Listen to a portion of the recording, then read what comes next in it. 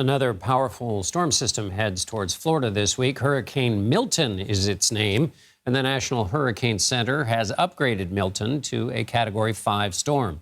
The hurricane is projected to make landfall on the state's western Gulf Coast by Wednesday. The International Space Station captured this extraordinary video of the storm over the Gulf of Mexico Monday. Forecasters say winds already exceed 175 miles per hour. Hurricane Helene only topped out at 140 miles per hour at peak intensity. CBS News correspondent Nicole Valdes joins us from Fort Myers Beach, Florida. Nicole, what's the latest on the storm and how are people preparing for this wallop where you are?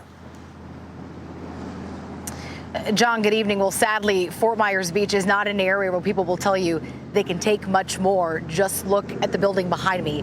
This has been sitting this way for more than 2 years. We are talking about Hurricane Ian that impacted this area in September of 2022. And it's evident this is an area that is nowhere near recovering from that storm. Just about a week ago, they dealt with Hurricane Helene and saw storm surge then. Now people are preparing for what could be a catastrophic situation once again for Fort Myers Beach. The storm surge forecast, really the focus here and the reason for it, as you can tell, we are just feet away from the water's edge here. This island has been evacuated. People told to get out of here several hours ago, and it's really days ahead of the storm's expected landfall. The decision made by local officials recognizing and taking the lessons from those past storms.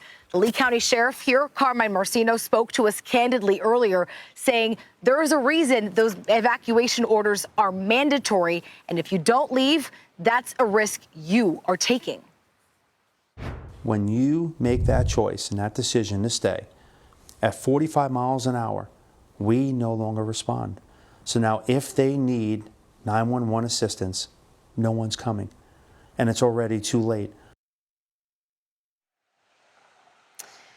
And as we spoke, he mentioned, unfortunately, he worries this area could once again be crushed in this storm if it continues growing and intensifying at the rate it is, John. So people here, of course, have spent the last few hours piling on those sandbags, getting them to their homes, their businesses, getting out of here, and taking this storm very seriously. Nicole Valdes in Fort Myers Beach, Florida. Thank you very much, Nicole.